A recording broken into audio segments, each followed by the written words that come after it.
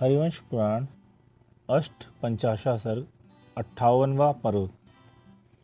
इस प्रकार नित्य उत्सव और अनंत कल्याणों के एक साथ स्वरूप समोषण में जब धर्म सुनने के इच्छुक जीव हाथ जोड़ के बैठ गए, तब वरदत्त गंधर्व ने वक्ताओं में श्रेष्ठ श्री नेमिजिनेन को नमस्कार कर समस्त भव्य जीवों का हित पूछा। भावार्थ। हे भगवान, समस्त जीवों के लिए हित रूप क्या है, ऐसा प्रश्न किया। गणधर के उक्त प्रश्न के अंतर भगवान की दिव्य ध्वनि खिलने लगी। भगवान की वह दिव्य ध्वनि चारों दिशाओं में दिखने वाले चार मुखों से निकलती थी। चार पुरुषार्थ, चार फल को देने वाली थी, सार्थक थी। चार वर्ण और आश्रमों को आश्रय देने वाली थी। चारों ओर सुनाई पड़ती थी। चारों अनुयोगों की एक माता थी। आक्षेपणी, विक्षेपणी, संवेदनी और निर्वेदनी चार कथाओं का वर्णन करने वाली थी। चार गतियों का निवारण करने वाली थी। 1, 2, 3, 4, 5, 6, 7, 8 और 9 का स्थान थी, अर्थात सामान्य रूप से एक जीव का वर्णन करने वाली होने से 1 का स्थान। श्रावक मुनि के भेद से 2 प्रकार के धर्म का अथवा चेतन अचेतन और मूर्तिक अमूर्तिक के भेद से 2 द्रव्यों का निरूपण होने से 2 का स्थान थी। सम्यक दर्शन, सम्यक ज्ञान और सम्यक चरित्र रूपी रत्नत्रय अथवा चेतन अचेतन और चेतनाचेतन द्रव्यों का वर्णन करने वाली होने से 3 का स्थान थी। 4 गति, 4 कषाय अर्थात मिथ्यात्वादी 4 प्रत्ययों का निरूपण करने वाली होने से 4 का स्थान थी। 5 अस्थिकाय अथवा प्रमाद सहित मिथ्यात्वादी 5 प्रत्ययों का वर्णन करने वाली होने से 5 का स्थान थी। 6 द्रव्यों का वर्णन करने वाली होने से 6 का स्थान थी। 7 तत्वों के निरूपक होने से 7 का स्थान थी। 8 कर्मों का निरूपण करने से होने वाली से 8 का स्थान थी और 7 तत्व तथा 5 पुण्य इन 9 पदार्थों का वर्णन करने होने वाली से 9 का स्थान थी। पर्याय रहित होने पर भी सत्ता के समान अनंत पर्यायों को उत्पन्न करने वाली थी। अहित को नष्ट करने वाली थी।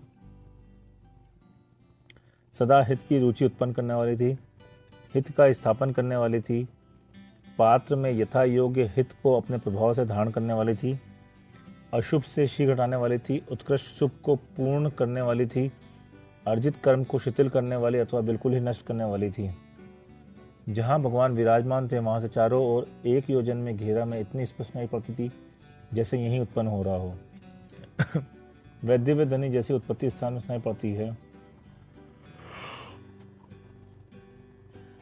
वैसे ही 1 योजन की घेरा में सर्वत्र सुनाई पड़ती थी और उसमें हीनाधिकता नहीं मालूम होती थी। मधुर, स्निग्ध, गंभीर, दिव्य, उदात्त और स्पष्ट अक्षरों से युक्त थी।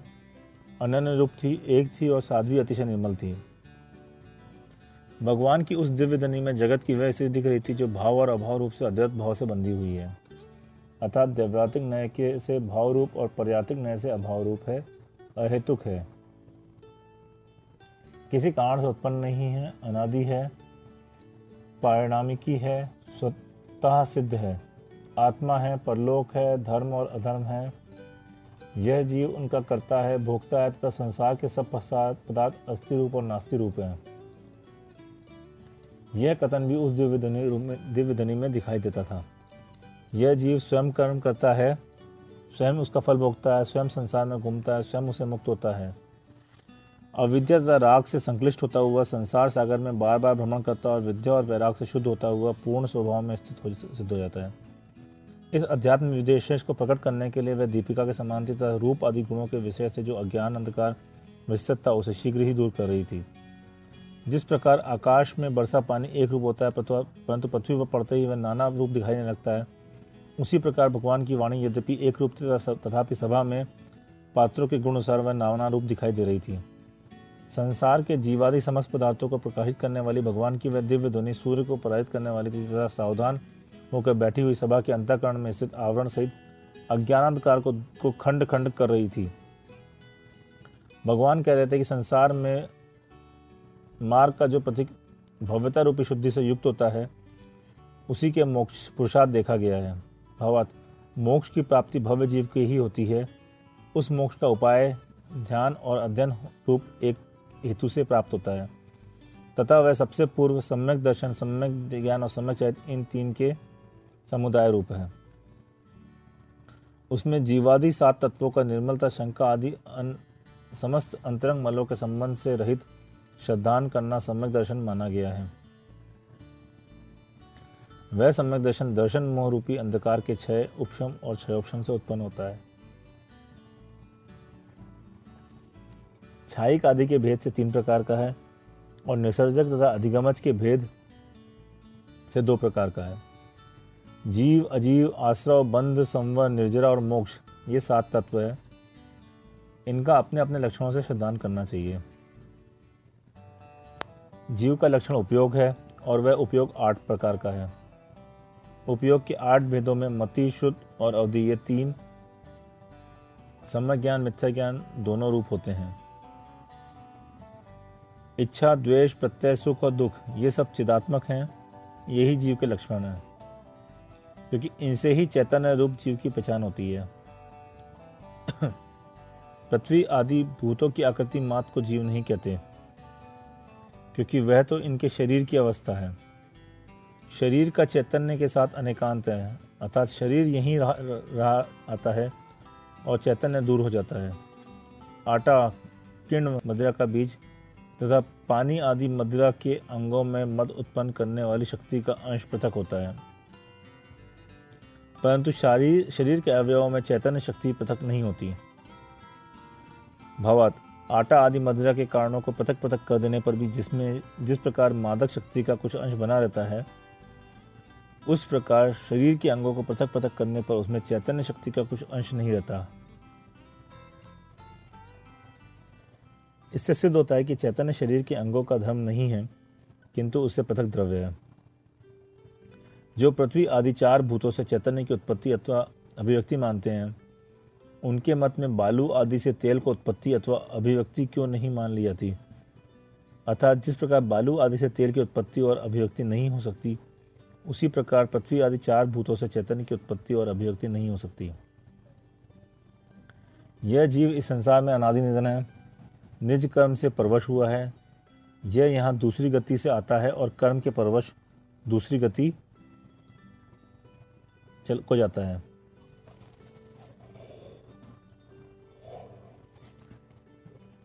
जितना यह प्रत्यक्ष गोचर दिखाई देता है, इतना ही जीव है। अतीत अनागत काल में इसकी संतति नहीं चलती, इत्यादि कथन निज पर का अहित करने वाले जीवों का ही विरुद्ध कथन है। क्षण क्षण में जो संविद ज्ञान उत्पन्न होता है, उतना ही आत्मा है, ऐसा कहना भी ठीक नहीं, क्योंकि संवित्ति को क्षणिक मान लेने पर आगे पीछे की कड़ी जोड़ने वाली बुद्धि का लेप हो जाएगा और उससे लोप हो जाने पर लेने देने तक कर्ता कर्म आदि व्यवहार का लोप हो जाएगा। इससे सिद्ध होता है कि यह जीव स्वयं द्रव्य रूप है, ज्ञाता है, दृष्टा है, कर्ता है, भोक्ता है, कर्मों का नाश करने वाला है, उत्पाद व्यय रूप है, सदा गुणों से सहित है, असंख्यात प्रदेशी है, संकोच विस्तार रूप है, अपने शरीर प्रमाण है और वर्णादि 20 गुणों से रहित है। ना ये आत्मा सांवा के कण के बराबर है, ना आकाश के बराबर है, ना परमाणु के बराबर है, ना अंगूठा के पोरा के बराबर है और ना ही 500 योजन प्रमाण है। यदि आत्मा को सांवा के कण, अंगुष्ठ, पर्व अथवा परमाणु के समान छोटा माना जाएगा, तो आत्मा प्रत्येक शरीर में उसके खंड खंड रूप प्रदेशों के साथ ही रह सकेगा, समस्त प्रदेशों के साथ नहीं। और इस दशा में जहाँ आत्मा न रहेगा, वहाँ की स्पर्शन इंद्रिया अपना कार्य नहीं कर सकेगी। जिस प्रकार चक्षुरादि इंद्रियां शरीर के किसी निश्चित स्थान में ही कार्य कर सकती है, उसी प्रकार स्पर्शन इंद्रिय भी जहाँ आत्मा होगा वहीं कार्य कर सकेगी, सर्वत्र नहीं है। इसी प्रकार आत्मा का परिणाम यदि शरीर से अधिक माना जाएगा, तो अनेक योजनों तक जहाँ शरीर नहीं है, मात्र आत्मा के प्रदेश है, वहाँ सब और क्या पदार्थ का स्पर्शन होने लगेगा। और इस दशा में जिस के द्वारा योजनों की दूरी होने तक पदार्थों का अवलोकन होता है, उसी प्रकार योजनों की दूरी तक पदार्थ का स्पर्शन भी होने लगेगा।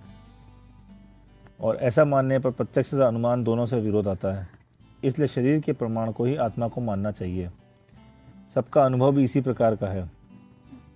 वह जीव, गति, इंद्रिय, 6 काय, योग, वेद, कषाय, ज्ञान, संयम, समकत्व, लेश्या, दर्शन, संगीत्व, भव्यत्व और आहार, इन 14 मागणाओं से खोजा जाता है तथा मिथ्या दृष्टि आदि 14 गुण स्थानों से उसका कथन किया गया है। प्रमाण, नय, निक्षेप, सत, संख्या और निर्देश आदि से संसारी जीव का तथा अनंत ज्ञान आदि आत्म गुणों से मुक्त जीव का निश्चय करना चाहिए। वस्तु के अनंत अनेक स्वरूप हैं, उनमें से किसी एक निश्चित स्वरूप को ग्रहण करने वाला ज्ञान नय कहलाता है। इसके द्रव्यार्थिक और पर्यायार्थिक के भेद से दो भेद हैं। इसमें द्रव्यार्थिक नय यथार्थ है और पर्यायार्थिक नय यथार्थ है। द्रव्यार्थिक और पर्यायार्थिक ये ही दो मूल नय हैं तथा दोनों ही परस्पर सापेक्ष माने गए हैं। अच्छी तरह देखे गए नैगम, संग्रह आदि नय इन्हीं दोनों नयों के भेद हैं। नैगम, संग्रह, व्यवहार, ऋजुसूत्र, शब्द, समभिरूढ़ और एवभूत ये 7 नय हैं। इनमें प्रारंभ के 3 नय द्रव्यार्थिक नय के भेद हैं और वे सामान्य को विषय करते हैं तथा अवशिष्ट 4 नय पर्यायार्थिक नय के भेद हैं और वे विशेष को कहते हैं।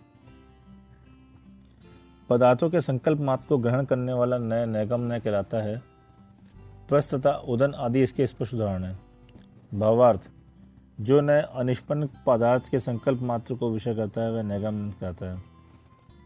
जैसे कोई प्रस्थ की लकड़ी लेने जा रहा हूँ, उससे कोई पूछता है कहाँ जा रहा है तो उत्तर देता है कि प्रस्थ लेने जा रहा हूँ। यद्यपि जंगल में प्रस्थ नहीं मिलता है, वहाँ से लकड़ी लाकर प्रस्थ बनाया जाता है, तथापि नैगम नय संकल्प मात्र का ग्राहक होने से ऐसा कह जाता है कि प्रस्थ लेने जा रहा हूँ।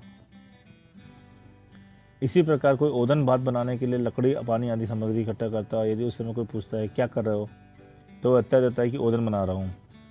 यद्यपि उस समय वह ओदन नहीं बना रहा है तथापि उसका संकल्प है, इसलिए नैगम नय ऐसा कह देता है कि ओदन बना रहा हूँ। अनेक भेद और पर्याय से युक्त पदार्थ को एक रूपता प्राप्त कराकर समस्त पदार्थ का ग्रहण करने का संग्रह नय है। जैसे सत अथवा द्रव्य। भवत, संसार के पदार्थ अनेक रूप है, उन्हें एक रूपता प्राप्त कराकर सत से शब्द कहना। इसी प्रकार जीव आदि अनेक भेदों से युक्त पदार्थों को द्रव्य इस सामान्य शब्द से कहना यह संग्रह नय है। संग्रह नय के विषयभूत सत्ता आदि पदार्थों के विशेष रूप से भेदन करना व्यवहार नय है, क्योंकि व्यवहार नय सत्ता के भेद करता करता उसे अंतिम पद तक ले जाता है। भावा, जैसे कि संग्रह नय ने जिस सत्य को ग्रहण किया था व्यवहार नय कहता है। व्यवहार नय कहता है कि वह सत्य द्रव्य और गुण भेद से 2 प्रकार का है। अथवा संग्रह नय ने जिस द्रव्य को विषय किया था व्यवहार नय कहता है कि उस द्रव्य के जीव और अजीव के भेद से 2 भेद हैं। इस प्रकार यह नए पदार्थ में वहां तक भेद करता जाता है जहां तक भेद करना संभव है। पदार्थ की भूत भविष्य पर्याय को वक्र और वर्तमान पर्याय को रुच कहते हैं। जो नए पदार्थ की भूत भविष्य वक्र पर्याय को छोड़कर और सरल सूत्रपात के समान मात्र वर्तमान पर्याय को ग्रहण करता है वह ऋजु सूत्र नय कहलाता है।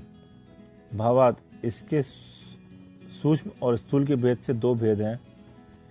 जीव की समय समय में होने वाली पर्याय को ग्रहण करना सूक्ष्म ऋतु सूत्र नय का विषय है और देव मनुष्य आदि बहु समय व्यापी पर्याय को ग्रहण करना स्थूल ऋजु सूत्र नय का विषय है। यौगिक अर्थ का धारक होने से शब्द, नय, लिंग, साधन, कारक, संख्या, वचन, काल और उपग्रह पद के व्याभिचार को नहीं चाहता, अर्थात लिंग, संख्या आदि के भेद से होने वाले दोष को वह सदा दूर करता है। वह व्याकरण शास्त्र के अधीन रहता है। भावा, जैसे लिंग व्याभिचार पुण्य स्टार का नक्षत्रम, यहाँ पुलिंग पुण्य का स्त्रीलिंग तार का अर्थात नपुंसक लिंग नक्षत्र के साथ संबंध हो जाता है। लिंग भेद होने पर भी विशेषण विशेष भाव में अंतर नहीं आता। साधन व्यभिचार साधन कारक को कहते हैं। इसका उदाहरण सेना, पर्वत, मधी, वसति है। यहाँ पर्वत शब्द अधिकरण कारक है, अर्थात उसमें सामान्य नियम के अनुसार सप्तमी विभक्ति आना चाहिए, तथापि अधि उपसर्ग पूर्वक वस धातु का प्रयोग होने से कर्म कारक में आने वाली द्वितीय विभक्ति हो गई है। फिर भी अर्थ अधिकरण कारक के अनुसार ही सेना पर्वत पर रहती है होता है। संख्या व्यभिचार संख्या वचन को कहते हैं। इसके उदाहरण हैं जल मापो, वर्षा, ऋतु, आमरा, वनम, वर्णा, नगरम। यहाँ पे जलम एक वचन है, फिर भी उसका पर्याय आप यह नित्य बहुवचनांत शब्द दिया जा सकता है। वर्षा बहुवचन है और ऋतु एक वचन है, फिर भी इसका विशेष विशेष विशेषण भाव हो सकता है। इसी प्रकार शेष उदाहरण भी समझ लेना चाहिए। काल व्यभिचार भूत और भूत भविष्य और वर्तमान के भेद से काल के 3 भेद हैं। इनमें परस्पर विरुद्ध कालों का भी प्रयोग होता है। जैसे विश्व दृशावश्य पुत्रो जनिता यह उदाहरण है। यहाँ विश्व दृष्टवा का अर्थ होता है विश्व दृष्टवान, इति विश्व दृष्टवा, जिसने विश्व को देख लिया है। परंतु यहाँ पर विश्व दृष्टवा का भूतकालिक का कर्म का जनिता इस भविष्य तात्कालिक क्रिया के साथ संबंध जोड़ा गया है। उपग्रह व्यभिचार आत्मनेय पद परस्मय पद आदि पदों का उपग्रह कहते हैं। शब्द नए परस्मय पद के स्थान पर आत्मनेय पद और आत्मनेय पद के स्थान पर परस्मय पद का प्रयोग जो कि व्याकरण के अनुसार होता है स्वीकृत कर लेते हैं। जैसे तिष्ठति, संतिष्टे, प्रतिष्ठते, रमते, विरमति, उपरिमति आदि। यहाँ तिष्ठति में परस्मय पद का प्रयोग होता है, परंतु सम और प्र उपसर्ग लग जाने से संतिष्ठते तथा प्रतिष्ठते में आत्मनेय पद हो गया है। रमते यह आत्मनेय का प्रयोग है, परंतु विरमति में वि उपसर्ग और उपरमति में उप उपसर्ग लग जाने से परस्मय पद प्रयोग हो जाता है। लिंगादि के व्याभिचार के समान शब्द नए पुरुष व्याभिचार को नहीं मानता। जैसे एहि मथे रथेन यासति, नहीं यासति, यासते पिता। यहाँ पर मन्य से इस प्रकार मध्यम पुरुष के बदले हास्य में मन्य इस उत्तम पुरुष का प्रयोग किया गया। तात्पर्य यह है कि शब्द नए व्याकरण के नियमों के अधीन है, अतः वह सामान्य नियमों के विरुद्ध होने पर आने वाले दोष को स्वीकृत नहीं करेगा। जो शब्द भेद होने पर भी अर्थ भेद स्वीकृत करता, अर्थात एक पदार्थ के लिए अनेक पर्यायात्मक शब्द प्रयुक्त होने पर उसके पृथक पृथक अर्थ को स्वीकार करता है, वह समभिरूढ़ है। जैसे लोक में देवेंद्र के लिए इंद्र, शक के लिए शक और पुरंदर शब्द का प्रयोग आता है,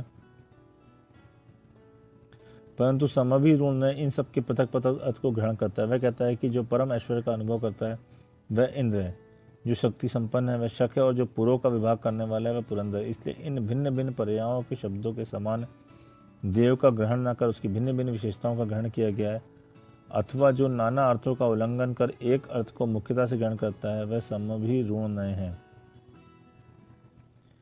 जैसे गो शब्द कोश में वचन आदि का अनेक शब्दों में प्रसिद्ध है, परंतु लोक में वह अधिकता से पशु अर्थ में ही प्रयुक्त होता है। अतः जो शब्द की निरुक्ति प्रकृति प्रत्यय के संयोग से सिद्ध होने वाले अर्थ को न मानकर उसके चालू वाचार्थ को ही मानता है वह समभिरूढ़ है। जैसे गो शब्द का निरुक्त अर्थ गच्छतीति गो, जो चले वह है, परंतु लोक में इस अर्थ की उपेक्षा कर पशु विशेष को गौ कहते हैं। वह चलती हो तब भी गौ है और बैठी या खड़ी हो तब भी गौ है। जो पदार्थ जिस क्षण में जैसी क्रिया करता है उसी क्षण में उसको उस रूप कहना, अन्य क्षण में नहीं, वह एवं भूत नय है। यह नए पदार्थ के यथार्थ स्वरूप को कहता है। जैसे इंद्र तीति इंद्र, जिस समय इंद्र ऐश्वर्य का अनुभव करता है उसी समय इंद्र कहलाता है, अन्य समय में नहीं। द्रव्य की अनंत शक्तियाँ हैं। ये सातों नए प्रत्येक शक्ति के भेदों को स्वीकृत करते हुए उत्तरोत्तर सूक्ष्म पदार्थ को ग्रहण करते हैं। इन नयों में कितने ही नए अर्थ प्रदान हैं और कितने ही शब्द प्रदान हैं।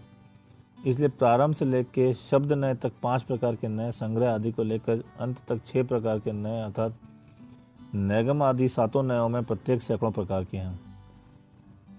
क्योंकि जितने वचन के मार्ग हैं उतने नए हैं, इसलिए नए इतने हैं। इस प्रकार यथार्थ में नयों की संख्या निश्चित नहीं है। धर्म, अधर्म, आकाश, पुद्गल और काल ये 5 अजीव तत्व हैं तथा सम्यक दर्शन के विषयभूत हैं। इनमें से धर्म और अधर्म क्रम से गति और स्थिति के निमित्त है, अर्थात धर्म द्रव्य जीव और पुद्गल के गमन में निमित्त है, अथवा अधर्म में द्रव्य उन्हीं की स्थिति में निमित्त है। आकाश जीव और अजीव दोनों द्रव्यों के अवगाहन में निमित्त हैं। पुद्गल द्रव्य पूर्ण गलन क्रिया करता हुआ वर्णादि अनेक गुणों से युक्त है। उसके 2 भेद हैं, स्कंद और परमाणु। बहुत से परमाणुओं के संयोग से स्कंद बनता है और स्कंद में भेद होते ही परमाणु की उत्पत्ति होती है। जो वर्तना लक्षण से सहित है वह काल द्रव्य है। इसके समय आदि अनेक भेद हैं।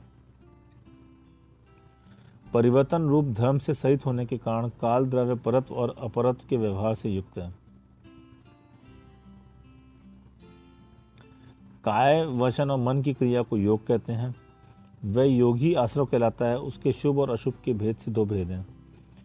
उनमें से शुभ योग शुभाश्रव का और अशुभ योग अशुभाश्रव का कारण है।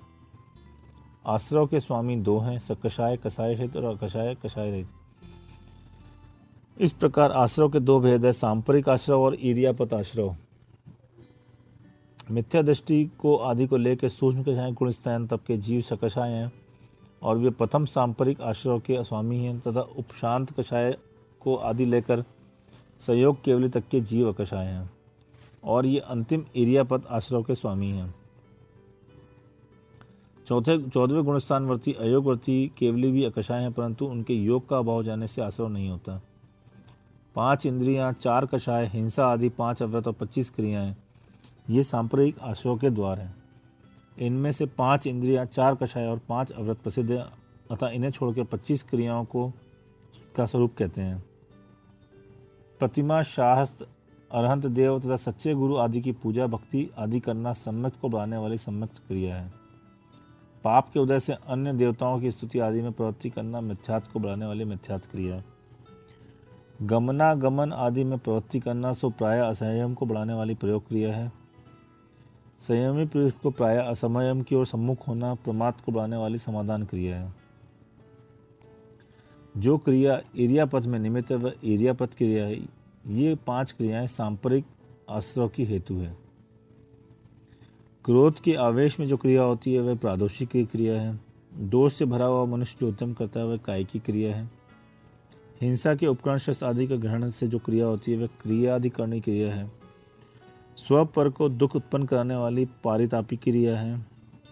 इंद्रिय, आयु और बल प्राण का वियोग करने वाली क्रिया प्राणातिपाती है। ये 5 आध्यात्मिक क्रियाएं हैं। चित्त के राग से आर्द्र हो जाने से जब उत्तम पुरुष प्रमादी बन किसी सुंदर रूप के देखने की अभिलाषा करता है तब उसे दर्शन क्रिया होती है। वही मनुष्य जब अत्यधिक प्रमादी बन स्पर्श करने योग्य पदार्थ का बार बार चिंतन करता है तो वह कर्म बंध में कारणभूत स्पर्शन क्रिया होती है। पाप के नए नए कारण उत्पन्न करने से पाप का आश्रय करने से जो क्रिया होती है वह प्रत्येक की क्रिया है कही गई है। स्त्री पुरुषों पुरुषों के मिलने जुलने आदि योग्य स्थान पर शरीर संबंधी मल मूत्र आदि को छोड़ना समन्तानुपातिनी क्रिया है। यह क्रिया साधुजनों के अयोग्य है। बिना शोधी बिना देखी भूमि पर शरीर आदि का रखना अनाभोग क्रिया है। ये 5 ही क्रियाएं दुष्क्रियाएं कहलाती हैं। दूसरे के द्वारा करने योग्य क्रिया को स्वयं अपने हाथ से करना यह पूर्वोक्त आश्रव को बढ़ाने वाली स्वहस्य क्रिया है। पापोत्पादक वृत्तियों को स्वयं अच्छा समझना निसर्ग क्रिया है। यह स्वभाव से ही आश्रव को बढ़ाने वाली है। दूसरे के द्वारा आचित पाप पूर्ण क्रियाओं को प्रकट करना यह दूसरे की बुद्धि को विधारण करने वाली विधारण क्रिया है। आगम की आज्ञा के अनुसार आवश्यक आदि क्रियाओं करने में असमर्थ मनुष्य को मोह के उदय से ही उसका अन्यथा निरूपण करना आज्ञा व्यापादिक की क्रिया है। अज्ञान अथवा आलस्य से सहित होने के कारण शास्त्रोक्त विधियों को करने में अनादर करना अनाकांक्षा क्रिया है। इस प्रकार ये 5 क्रियाएं हैं। दूसरे के द्वारा किए जाने वाले आरंभ में प्रमादी होकर स्वयं हर्ष मानना अथवा छेदन भेदन आदि क्रियाओं में अत्यधिक तत्पर रहना प्रारंभ किया है। परिग्रह में जो तत्पर जो क्रिया है वह पारिग्रह की क्रिया है। ज्ञान दर्शन आदि के विषय में जो छलपूर्ण प्रवृत्ति है वह माया क्रिया है। प्रोत्साहन आदि के द्वारा दूसरे को मिथ्या दर्शन की प्रारंभ करने तथा उसके दृढ़ करने में जो तत्पर क्रिया है वह मिथ्या दर्शन क्रिया है। कर्मोदय के वशुत होने पर पाप से निवृत्ति नहीं होना और प्रत्याख्यान क्रिया है। इस प्रकार आश्रय को बढ़ाने वाली ये 5 क्रियाएं हैं। इस प्रकार 5-5 की 25 क्रियाओं का वर्णन किया। जीवों के परिणाम मंद, मध्य और तीव्र होते हैं, इसलिए हेतु में भेद होने से आश्रव भी मंद, मध्यम और तीव्र होता है। जीवाधिकरण और अजीवाधिकरण के भेद से आश्रव के 2 भेद हैं। जीवाधिकरण आश्रव के मूल में 3 भेद है, समरंभ, समारंभ और आरंभ। इनमें से प्रत्येक के कृत कारित अनुमोदा 3, मनोयोग, वचन योग, काम योग 3 और क्रोध मान माया लोभ रूप कषाय 4। इससे परस्पर गुण होने पर 36 भेद होते हैं। तीनों के मिलाकर 108 भेद हो जाते हैं। भावार्थ किसी कार्य के करने में मन करना, विचार करना समरंभ है। उसके साधन चुनाना समारंभ है और कार्य रूप में परिणत करना आरंभ है। स्वयं कार्य करना कृत है, दूसरे से कराना कारित है, और कोई करे उसमें हर्ष मनाना अनुमति है। मन से किसी कार्य का विचार करना मनोयोग है, वचन से प्रकट करना वचन योग है, और काय से करना काय योग है। क्रोध कषाय से प्रेरित हो और किसी कार्य को करना क्रोध कषाय है, मान से प्रेरित होकर करना मान कषाय है, माया से प्रेरित होकर करना मान कषाय है, और लोभ से प्रेरित होकर करना लोभ कषाय है। मूल में समरम आदि के भेद से आश्रव 3 प्रकार का होता है। इनमें प्रत्येक का भेद कृत कारित अनुबोधा की अपेक्षा से 3 प्रकार का होता है। फिर यही 3 भेद 3 योग के निमित्त से होते हैं, इसलिए 3 का 3 में गुणा करने से 9 होते हैं। तदनंतर यही 9 भेद क्रोध आदि कषाय की अपेक्षा 4 प्रकार के होते हैं, इसलिए 9 में 4 का गुणा करने 36 भेद, और 36 भेद के समरम की 36 समारंभ के और 36 आरंभ के तीनों को मिलाकर 108 भेद होते हैं। अन्यथा अथवा दूसरी तरह से सम्रादि 3 में कृतिकादि में 3 का गुणा करने से 9 भेद, में 3 का गुणा करने से 27 हुए, और उनमें क्रोधादि 4 का शाय गुणा करने से 108 भेद होते हैं। ये सब परिणाम जीवकृत हैं अतः इन्हें जीवाधिकरण आश्रव कहते हैं। 2 प्रकार की निवर्तना, 4 प्रकार के निक्षेप, 2 प्रकार का संयोग और 3 प्रकार का निसर्ग, ये अजीवाधिकरण आश्रव के भेद हैं। मूल गुण निवर्तना और उत्तर गुण निवर्तना के भेद से निवर्तना के 2 भेद हैं। शरीर वचन मंत्र स्वाचोस्वाद आदि की रचना होना मूल गुण निवर्तना है, और काष्ठ पाषाण मिट्टी आदि से चित्राम आदि का बनाना उत्तर गुण निवर्तना है। सहसा निक्षेपाधिकरण, दृश्म पृष्ठ निक्षेपाधिकरण, अनाभोग निक्षेपाधिकरण और अप्रत्यवेक्षित निक्षेपाधिकरण, इन 4 भेदों से निक्षेपाधिकरण 4 प्रकार का होता है। किसी वस्तु को रख देना सहसा निक्षेप है। दुष्टतापूर्वक साफ की भूमि में किसी वस्तु को रखना दृष्टमृष्ट निक्षेप है। अव्यवस्था के साथ चाहे जहाँ किसी वस्तु को रख देना अनाभोग निरपेक्ष है, और बिना देखी शोधी भूमि में किसी वस्तु को रख देना अप्रत्यवेक्षित निक्षेप है। भक्त 5 संयोग और उपकरण संयोग के भेद से संयोगाधिकरण आश्रय 2 प्रकार का कहा गया है।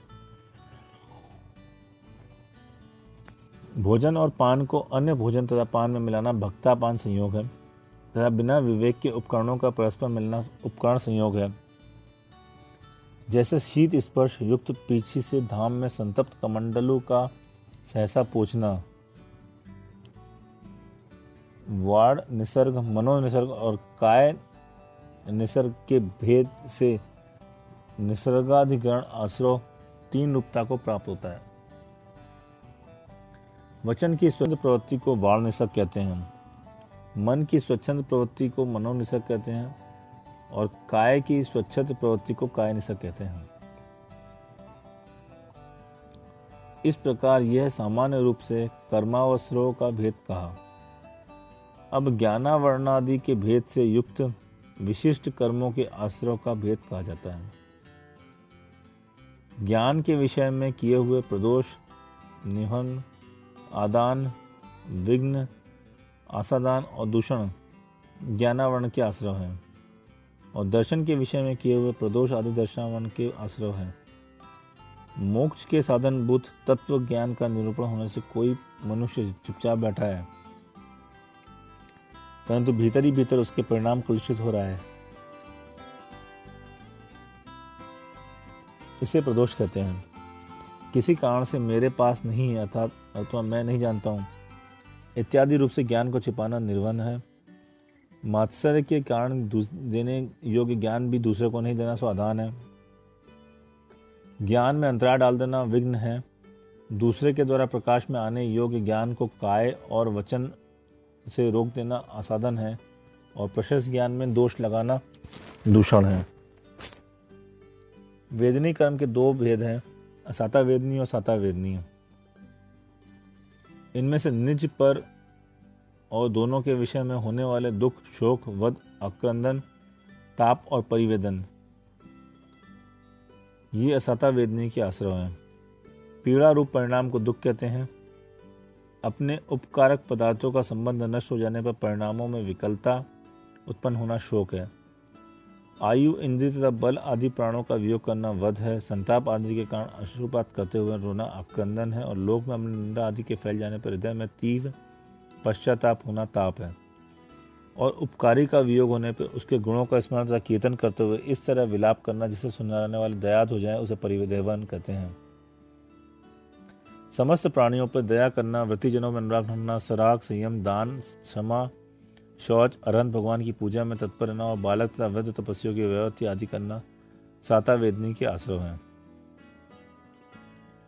केवली शुद्ध संग, धर्म तथा देव का अवर्णवाद करना, झूठे दोष लगाना, दर्शन मोहनी कर्म के आश्रव के हेतु कहे गए हैं। केवली कमलाहार से जीवित रहते हैं इत्यादि असद्भुत दोषों का निरूपण करना केवली का अवर्णवाद है। शास्त्र में मांस भक्षण आदि निषिद्ध कार्यों का उल्लेख है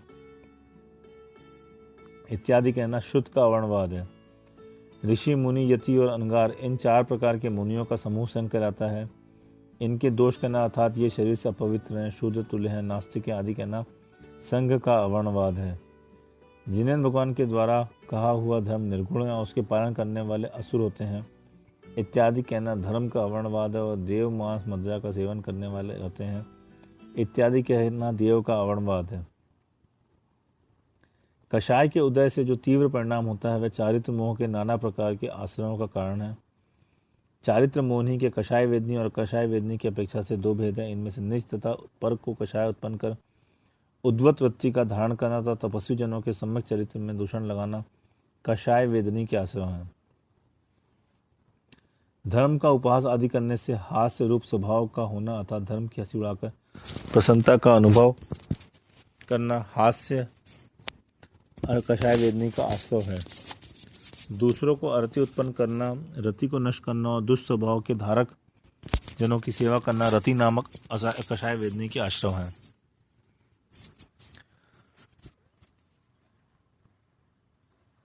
दूसरों को अरति उत्पन्न करना, रति को नष्ट करना और दुष्ट स्वभाव के धारक जनों की सेवा करना रति नामक अकषाय वेदनी के आश्रय है।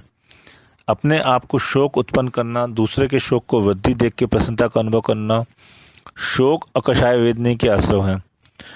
दूसरों को भय उत्पन्न करना तथा अपने भय की चिंता करना भय अकषाय वेदनी के आश्रय है। उत्तम आचरण करने वाले मनुष्यों के आचार में ग्लानि करना तथा उनकी निंदा करना जुगुप्सा अकषाय वेदनी का आश्रय है। दूसरों को धोखा देने में अत्यंत तत्पर रहना, असत्य बोलना तथा राग की अधिकता होना स्त्री अकषाय वेदनी के आश्रय है। नम्रता से सहित होना, क्रोध की न्यूनता होना तथा अपनी शिष्टों में संतोष रखना ये संसार में पुंवेद अकषाय वेदनी के आश्रय माने गए हैं। कषायों की प्रचुरता होना, गुह अंग का छेदन करना तथा पर स्त्री में आसक्ति रखना ये नपुंसक अकषाय वेदनी के आश्रय हैं। बहुत आराम और बहुत परिग्रह रखना नरक आयु का आश्रय है। मायाचार त्रियंच आयु का आश्रय है। थोड़ा आराम और थोड़ा परिग्रह रखने से मनुष्य आयु का आश्रय होता है। संतोष धारण करते हुए अवृत अवस्था होना, स्वभाव से कोमल परिणामी होना भी मनुष्य आयु के आश्रय है। सम्यक दर्शन, वृत्तिपना, बाल तप तथा अकाम निर्जला ये देवायु के आश्रय हैं। अपने योगों की कुटिलता और दूसरों के साथ विसंवाद ये अशुभ नाम कर्म के आश्रय हैं। और अपने योगों में सरलता तथा विसंवाद का अभाव होना शुभ नाम का आश्रय है। नाम कर्म का विशेष भेद जो तीर्थंकर प्रवृत्ति है उसके आश्रय अत्यंत निर्मलता को प्राप्त, दर्शन में शुद्धि आदि 16 भावनाएं हैं। दूसरे के विद्यमान गुणों को छिपाना, अपनी प्रशंसा करना तथा अविद्यमान गुणों का कथन करना ये नीच गोत्र कर्म के आश्रय हैं। विनयपूर्ण प्रवृत्ति करना तथा अहंकार नहीं करना उच्च गोत्र के आश्रय हैं तथा दान आदि में विघ्न करना अंतराय कर्म के आश्रय हैं। पुण्य कर्म का जो शुभाश्रय होता है उसका सामान्य रूप से ऊपर वर्णन किया जा चुका है। अब उसकी विशेष प्रतीति के लिए यह प्रतिपादन किया जाता है। हिंसा, झूठ, चोरी, कुशील और अपरिग्रह इन 5 पापों से विरक्त होना सुव्रत है। यह व्रत अणुव्रत और महाव्रत के भेद से 2 प्रकार का है। उक्त पापों में एक देश विरत होना अणुवर्ण व्रत है और सर्वदेश विरत होना महाव्रत है। महाव्रत और अणुव्रत से युक्त मनुष्यों को अपने व्रत में स्थिर रहने के लिए उक्त 5 व्रतों में से प्रत्येक की 5-5 भावनाएं कही जाती है। सम्यक वचन गुप्ती, सम्यक मनोगुप्ती, भोजन के समय देख के भोजन करना, आलोकित पान भोजन, एरिया समिति और आदान निक्षेपण समिति, ये पांचों अहिंसा व्रत की भावनाएं हैं। अपने क्रोध, लोभ, भय और हास्य का त्याग करना तथा प्रशस्त वचन बोलना, अनुविची भाषण, ये 5 सत्य व्रत की भावनाएं हैं। शून्यागारवास, विमोचितावास, परोपदोकारण, भैक्ष शुद्धि और सधर्मा विसंवाद, ये पांचों अचौर्य व्रत की भावनाएं हैं। स्त्री राग कथा श्रवण त्याग, अर्थात स्त्रियों में राग बढ़ाने वाली कथाओं को सुनने का त्याग, उसके मनोहर अंगों को देखने का त्याग, शरीर की सजावट का त्याग, गरिष्ठ का त्याग करना एवं पूर्व काल में भोगे हुए रति के स्मरण का त्याग करना, ये 5 ब्रह्मचर्य व्रत की भावनाएं हैं। पंच इंद्रियों के इष्ट अनिष्ट विषयों में यथा योग्य राग द्वेष का त्याग करना, ये 5 अपरिग्रह व्रत की भावनाएं हैं। बुद्धिमान मनुष्य को व्रतों की स्थिरता के लिए यह चिंतन भी करना चाहिए कि हिंसादि पाप करने से इस लोक तथा परलोक में नाना प्रकार के कष्ट और पाप बंद होता है। अथवा नीति के जानकार पुरुषों को निरंतर ऐसी भावना करनी चाहिए कि ये हिंसा आदि दोष दुख रूपी हैं। यद्यपि ये दुख के कारण दुख रूप नहीं, परंतु कारण और कार्य में अभेद विपक्षा से ऐसा चिंतन करना चाहिए। मैत्री, प्रमोद, कारुण्य और मध्यस्थ, ये 4 भावनाएं क्रम से प्राणी मात्र, गुणाधिक, दुखी और अविनय जीवों में करना चाहिए। भावार्थ, किसी जीव को दुख न हो ऐसा विचार करना मैत्री भावना है। अपने से अधिक गुणी मनुष्यों को देखकर हर्ष प्रकट करना प्रमोद भावना है। दुखी मनुष्यों को देखकर हृदय में दया भाव उत्पन्न होना करुणा भावना है। और अविनय मिथ्या दृष्टि जीवों में मध्यस्थ भाव रखना मध्यस्थ भावना है। अपनी आत्मा में संवेग और वैराग्य उत्पन्न करने के लिए संसार से भयभीत होने रहने वाले विचारक मनुष्यों को सदा संसार और शरीर के स्वभाव का चिंतन करना चाहिए। इस संसार में प्राणियों के लिए यथासंभव इंद्रियादि 10 प्राण प्राप्त हैं। प्रमादी बनकर जिनका विच्छेद करना सो हिंसा पाप है। प्राणियों के दुख का कारण होने से प्रमादी मनुष्य जो किसी के प्राणों का वियोग करता है वह अधर्म का कारण है, पाप बंध का निमित्त है। परंतु समिति पूर्वक प्रवृत्ति करने वाले प्रमाद रहित जीव के कदाचित यदि किसी जीव के प्राणों का वियोग हो जाता है तो वह उसके लिए बंध का कारण नहीं होता है। प्रमादी आत्मा अपनी आत्मा को अपने आप के द्वारा पहले घात कर लेता है, पीछे दूसरे प्राणियों का वध होता भी है और नहीं भी होता है। विद्यमान अथवा अविद्यमान वस्तु को निरूपित करने वाला प्राणी पीड़ा कारक वचन असत्य अथवा अनृत व्रत कहलाता है। इसके विपरीत जो वचन प्राणियों का हित करने वाला है वह ऋत तथा सत्य वचन कहलाता है। बिना दी हुई वस्तु का स्वयं ले जाना चोरी कही जाती है, परंतु जहाँ संश्लेष परिणाम पूर्वक प्रवृत्ति होती है वही चोरी होती है। जिसमें अहिंसादि गुणों की वृत्ति हो वह वास्तविक ब्रह्मचर्य है। इसके विपरीत संभोग के लिए पुरुषों की जो होता है वह अब्रह्म है। गाय, घोड़ा, मणि, मुक्ता आदि चेतन अचेतन बाह्य धन में तथा रागादि रूप अंतरंग विकार में ममता भाव रखना परिग्रह है। यह परिग्रह छोड़ने योग्य है। इन हिंसादि 5 पापों से विरक्त होना सो अहिंसा आदि 5 व्रत हैं। ये व्रत महाव्रत और अणुव्रत के भेद से 2 प्रकार के हैं और तथा जिनके ये होते हैं वे व्रती कहलाते हैं। व्रत का संबंध रहने पर भी जो निश्चल्य होता है वही व्रती माना गया है। माया, निदान और मिथ्यात्व की भेद से शल्य 3 प्रकार की है। यह शल्य अर्थात कांटों के समान दुख देने वाली है। सागार और अनागार के भेद से व्रती 2 प्रकार के माने गए हैं। इनमें अणुव्रतों के धारी सागार कहलाते हैं और महाव्रतों के धारी महाव्रती कह जाते हैं। जो मनुष्य राग भाव में स्थित है वह किसी तरह वन में रहने पर भी सागार गृहस्थ है और जिसका राग भाव दूर हो गया है वह घर में रहने पर भी अनागार है। त्रस और स्थावर के भेद से जीव 2 प्रकार है। इनमें त्रस कायिक जीवों के विगत से विरत होना पहला अहिंसा व्रत कहा जाता है, जिसमें राग द्वेष मोह से प्रेरित हो पर पीड़ाकारक असत्य वचन से वृत्ति होती है, वह दूसरा सत्याणु व्रत है। दूसरे का गिरा पड़ा या भूला हुआ द्रव्य चाहे अधिक हो या चाहे थोड़ा हो बिना दी हुई दशा में उसे नहीं लेना तीसरा आचौर्य गुण व्रत है। पर स्त्रियों में राग छोड़कर अपनी स्त्रियों में जो संतोष होता है वह चौथा ब्रह्मचर्यानुव्रत है। सुवर्ण दास ग्रह तथा खेत आदि के पदार्थों का बुद्धिपूर्वक परिणाम कर लेना इच्छा परिणाम नाम का पांचवा अनुव्रत है। 5 अनुव्रतों के धारक गृहस्थ के 3 गुणव्रत और 4 शिक्षाव्रत भी होते हैं। दिशाओं और विदिशाओं में प्रसिद्ध चिन्हों द्वारा की हुई अवधि का उल्लंघन नहीं करना सो दिग्व्रत नाम का पहला गुणव्रत है। दिग्व्रत के भीतर याव जीवन के लिए किए हुए बृहद परिणाम के अंतर्गत कुछ समय के लिए जो ग्राम नगर आदि की अवधि की जाती है उससे बाहर नहीं जाना सो देशव्रत नाम का दूसरा गुणव्रत है।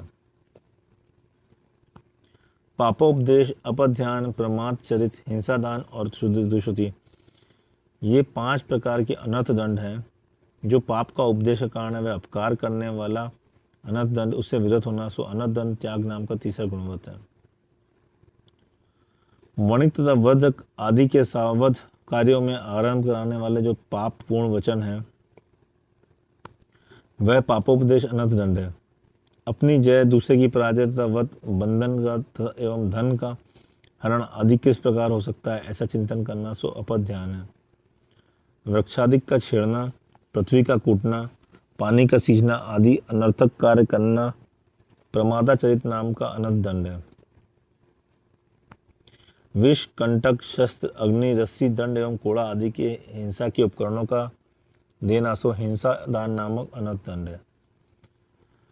हिंसा तथा रागादि को बढ़ाने वाली दुष्ट कथाओं के सुनने तथा दूसरों को शिक्षा देने में जो पाप बंध के कारण एकत्रित होते हैं वह पाप से युक्त दुष्कृति नामक अनर्थ दंड है। देवता के स्मरण में स्थित पुरुषों के सुख दुख तथा शत्रु मित्र आदि में जो मध्यस्थ भाव की प्राप्ति है उसे सामायिक नाम का शिक्षाव्रत जानना चाहिए। 2 अष्टमी और 2 चतुर्दशी इन 4 पर्वों के दिन निरारंभ रह के 4 प्रकार के आहार का त्याग करना सो प्रोधववास नाम का दूसरा शिक्षाव्रत है। जिसमें इंद्रियां बाह्य संसार से हटकर आत्मा के समीप वास करती है वह उपवास कहलाता है। गंध, माला, अन्न, पान आदि का उपयोग करते हैं और आसन आदि परिभोग है। पास जाकर जो भोगा जाता है वह उपभोग कहलाता है और जो एक बार भोग कर छोड़ देते हैं अथवा पुनः भोगने में आता है वह परिभोग कहलाता है। जिसमें उपभोग तथा परिभोग का यथाशक्ति परिणाम किया जाता है वह उपभोग परिभोग परिमाण व्रत है। मांस, मदिरा, मधु, जुआ, वैश्याचार, रात्रि भोज से विरत होना एवं काम आदि जीवों का त्याग करना सो नियम कहलाता है।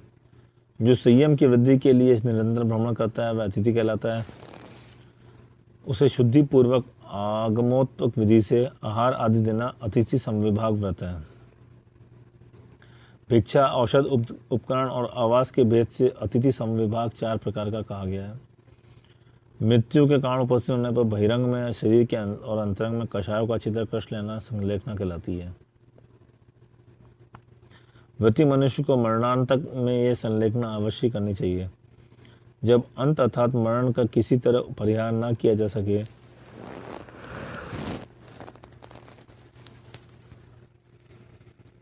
तब रागादि की अनुपत्ति के कारण आगमोत्मक मार्ग से संलेखना करना उचित माना गया है। निशंकित आदि 8 अंगों के विरोधी शंका, कांक्षा आदि 8 दोष सम्यक दर्शन के अतिचार है। सत्पुरुषों को इनका त्याग अवश्य करना चाहिए। 5 अनुव्रत तथा 7 शील व्रतों में प्रत्येक के 5-5 अतिचार होते हैं। यहाँ यथाक्रम से उनका वर्णन किया जाता है। तद व्रतों के धारक मनुष्यों को उन अतिचारों का अवश्य परिहार करना चाहिए। जीवों की गति में रुकावट डालने वाला बंध, दंड आदि से अत्यधिक पीटना, वध, कान आदि अवयवों का छेदना, अधिक भार लादना और भूख आदि की बाधा करने वाला अन्नपान का निरोध, ये 5 अहिंसाकृत के अतिचार कहे गए हैं। मिथ्योपदेश, रहोब्यखान, कूटलेख क्रिया, न्यासापहार और साकार मंत्र भेद, ये 5 सत्यानुव्रत के अतिचार हैं। किसी को धोखा देना तथा स्वर्ग और मोक्ष प्राप्त कराने वाली क्रियाओं में दूसरे की अन्यथा प्रवृत्ति करना मिथ्योपदेश है। स्त्री पुरुषों की एकांत चेष्टा को प्रकट करना रहोब्यखान है। जो बात दूसरे ने नहीं कही है उसे उनके नाम पर स्वयं लिख देना कूटलेख क्रिया है। कोई मनुष्य धरोहर में रखे हुए धन की संख्या भूलकर उससे स्वल्प ही धन का ग्रहण करता है तो उस समय ऐसे वचन बोलना कि हाँ इतना ही था, ले आओ, यह न्यासापहार है। भौं का चलना आदि चेष्टाओं से दूसरे के रहस्य को जानकर ईर्ष्यावश उसे प्रकट कर देना साकार मंत्र भेद है। मर्यादा के पालक तथा आचार शास्त्र ज्ञाता मनुष्य को विचार कर इन अत्याचारों का अवश्य परिहार करना चाहिए। स्तेन प्रयोग तथा हतादान, विरुद्ध राज्यातिक्रम, हीनाधिक, मानोन्माग और प्रतिकार रूप व्यवहार, ये 5 अचौर्या व्रत के अतिचार हैं। कृतकारित अनुमानता से चोर को चोरी में प्रेरित करना स्तेन प्रयोग है। चोर के द्वारा चुराकर लाई वस्तु का स्वयं खरीदना तदाहृता दान है। आक्रमणकर्ता की खरीद होने पर स्वकीय राज्य की आज्ञा का उल्लंघन कर विरुद्ध राज्य में आना जाना, अपने देश की वस्तुएं वहां ले जाकर बेचना विरुद्ध राज्यातिक्रम नाम का अतिचार है। प्रस्थ आदि मान के भेद और तुला आदि उन्मान के भेद रखकर हीन मानोन्माग से दूसरों को मिला देना और अधिक मानोन्मान से स्वयं ले लेना हीनाधिक मानोन्माग नाम का अतिचार है। कृत्रिम मिलावट, दार सोना, चांदी आदि द्वारा दूसरों को ठगना प्रतिरूपक नामक का अतिचार है। पर विवाहकरण, अनंग क्रिया, ग्रही तेत्वरी का गामन, अग्रहित तेत्वरी का कामन और कामती भी निवेश, ये 5 सुधार संतोष व्रत के अतिचार हैं। प्रयत्नपूर्वक इनका परिहार करना चाहिए। अपनी या अपने संरक्षण में रहने वाली संतान के सिवाय दूसरे की संतान का विवाह कराना पर विवाहकरण है। काम सेवन के लिए निश्चित अंगों के अतिरिक्त अंगों के द्वारा काम सेवन करना अनंग क्रिया है। दूसरों के द्वारा ग्रहित व्यभिचारिणी स्त्रियों के यहाँ जाना ग्रही तेत्वरी का आगमन है। दूसरों के द्वारा अग्रहित व्यभिचारिणी स्त्रियों के जाना अग्रहित तेत्वारी का आगमन है। और स्व स्त्री के साथ भी काम सेवन में अधिक लालसा रखना कामती व्रताभिनिवेश है। हिरण, सुवर्ण, वास्तुक्षेत्र, धन धान्य, दासी दास और कुछ बर्तन चांदी आदि को हिरण तथा सोना व सोने के आभूषण आदि को सुवर्ण कहते हैं। रहने के मकान को वास्तु और गेहूं चना आदि को उत्पत्ति स्थानों को क्षेत्र कहते हैं। गाय भैंस आदि को धन तथा गेहूं चना आदि को अनाज को धान्य कहते हैं। दासी दास शब्द का अर्थ स्पष्ट है। बर्तन तथा वस्तु को कुप्य कहते हैं। इनके प्रमाण का उल्लंघन करना सो हिरण्य, सुवर्णता, क्रम आदि अत्याचार होते हैं। अधो व्यक्तिक्रम, तिर्यक व्यतिक्रम, ऊर्ध्व व्यतिक्रम, स्मरांत दाधान और क्षेत्रवृद्धि, ये 5 दिग्गत के अतिचार हैं। लोभ के वशीभूत होकर नीचे की सीमा को उल्लंघन करना अधो व्यतिक्रम है। समान धरातल की सीमा को उल्लंघन करना तिर्यक व्यतिक्रम है।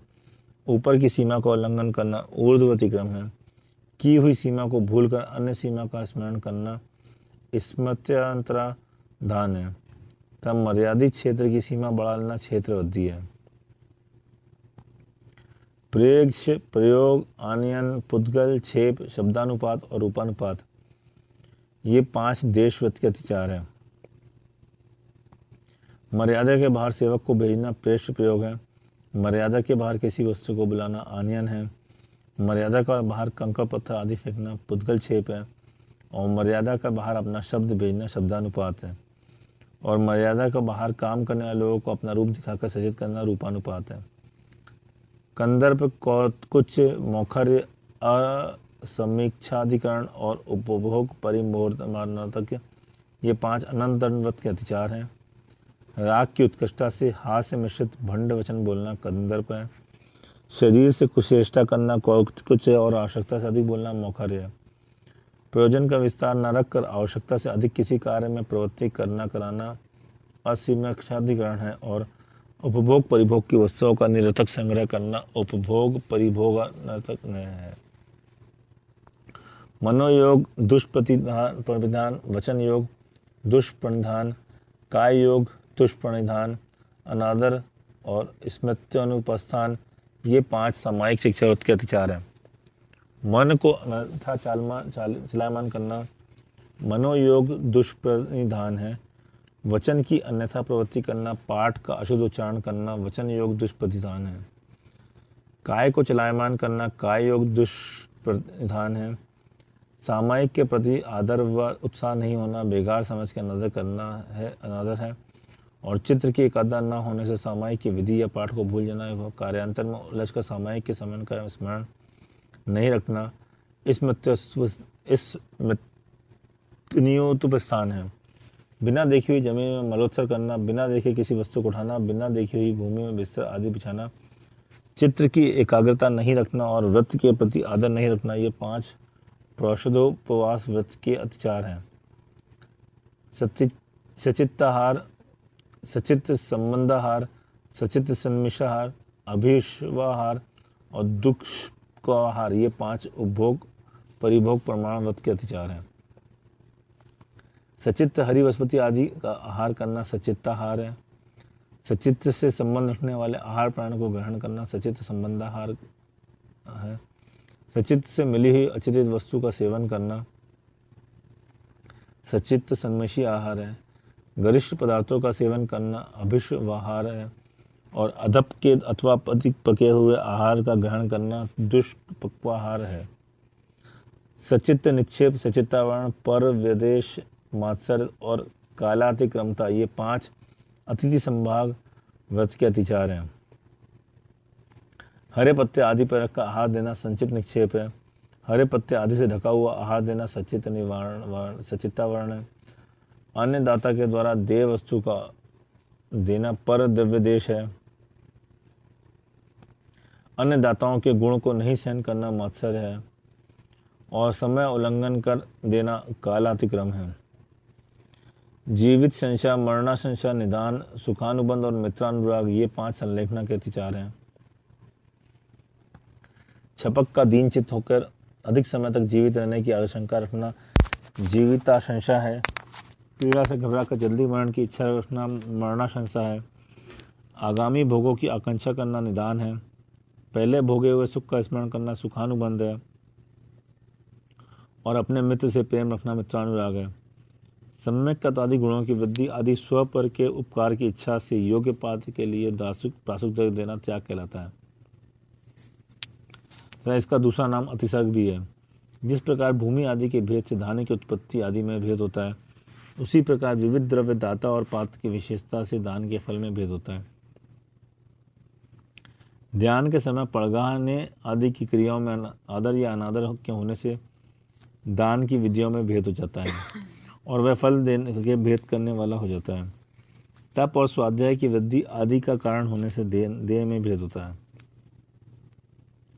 यथार्थ में एक पदार्थ तो ऐसा है जो लेने वाले के लिए समता भाव का कारण करने वाला होता है और दूसरा पदार्थ ऐसा है जो विषमता का करने वाला होता है।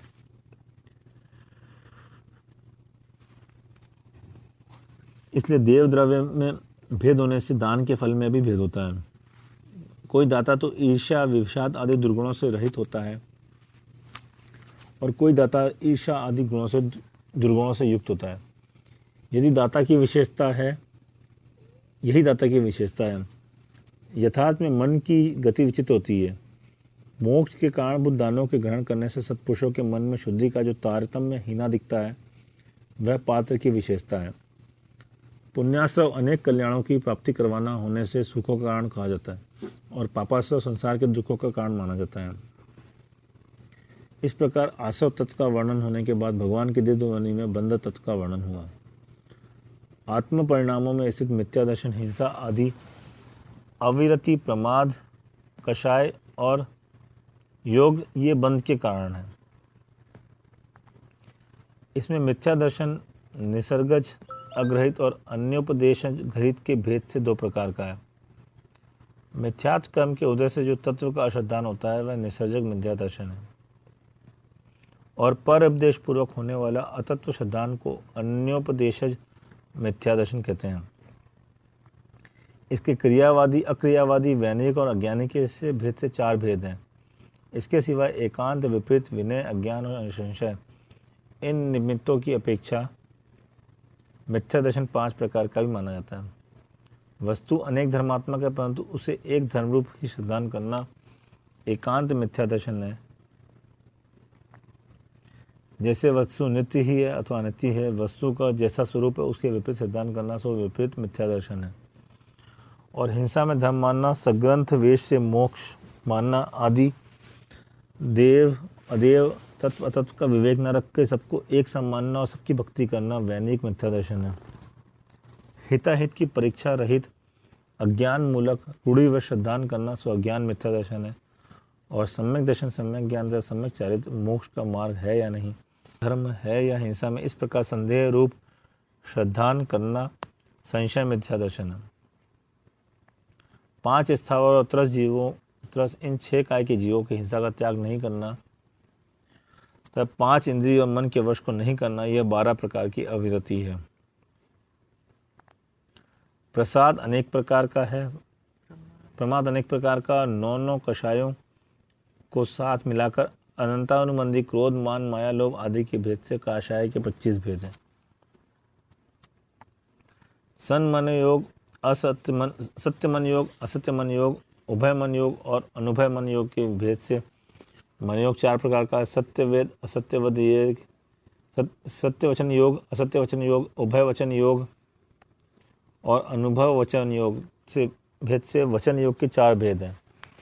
तथा औदारिक कर्म योग, औदारिक मिश्र काय योग, वैक्रियक काय योग, वैक्रियक मिश्र काय योग तथा कार्बन काय योग के भेद से काय योग के 5 भेद हैं। इस प्रकार सब मिला के योग के 13 भेद हैं। भावार्थ प्रमत्त संयत गुण स्थान में आहारक काय योग और आहारक मिश्र योग की भी संभावना रहती है, इसलिए उन्हें मिलाने पर योग के 15 भेद हो जाते हैं।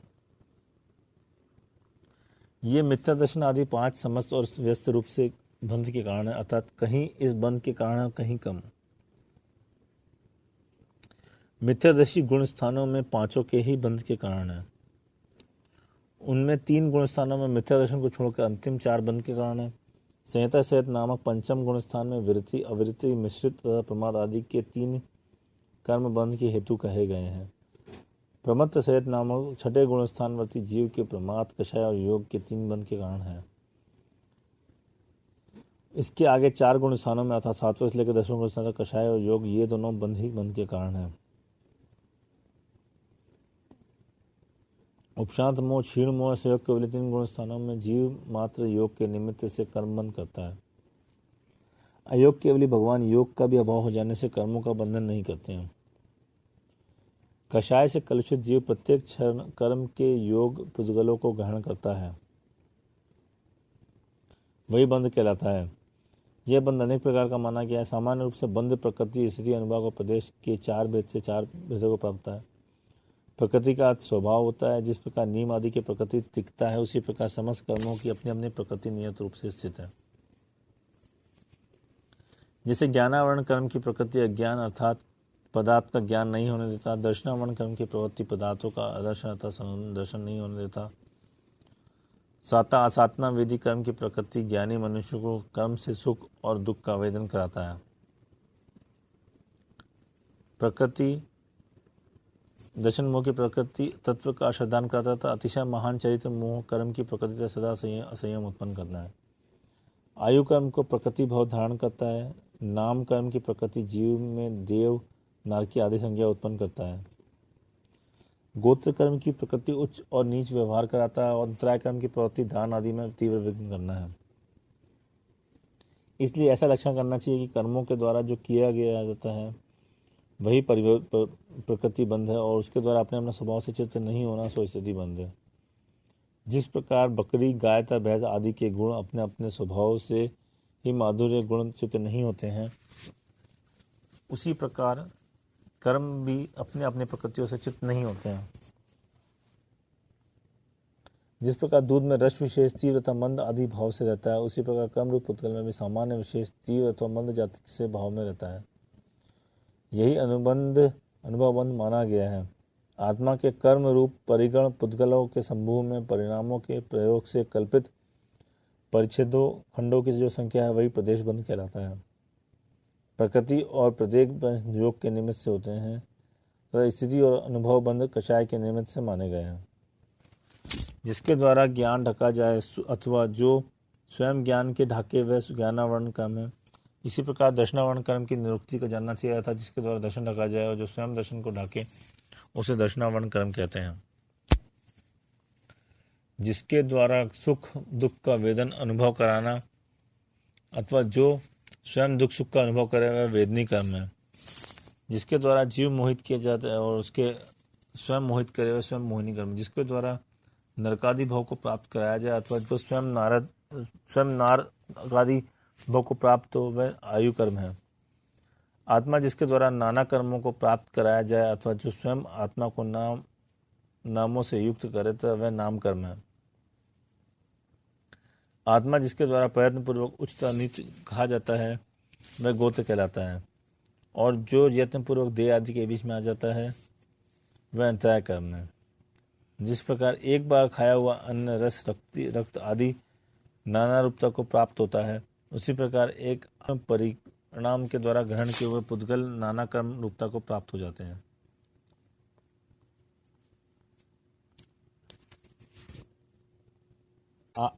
यह 8 प्रकार का मूल प्रकृतिबंध कहा गया है।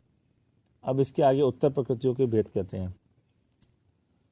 ज्ञानावरण 5 प्रकार का, दर्शनावरण 9 प्रकार का है, वेदनी 2 प्रकार का है, मोहिनी 28 प्रकार का और आयु 4 प्रकार का है। नाम 42 प्रकार का है, गोत्र 2 प्रकार का कहा गया, अंतराय 5 प्रकार का है। मति ज्ञान, शुद्ध ज्ञान, अवधि ज्ञान और मनापरय और केवल ज्ञान, ये 5 आवरण करने योग्य हैं, योग्य गुण हैं। इन्हें आवरण करने वाले मति ज्ञान वर्ण, शुद्ध ज्ञान वर्ण, अवधि ज्ञान वर्ण, मनापरय ज्ञान वर्ण और केवल ज्ञानावरण, ये 5 ज्ञानावरण कर्म की उत्तर प्रकृति हैं। द्रव्यार्थिक न्याय की अपेक्षा शक्ति रूप से अभव्य जीव भी मनापरय और केवल ज्ञान से युक्त हैं। उसके द्वारा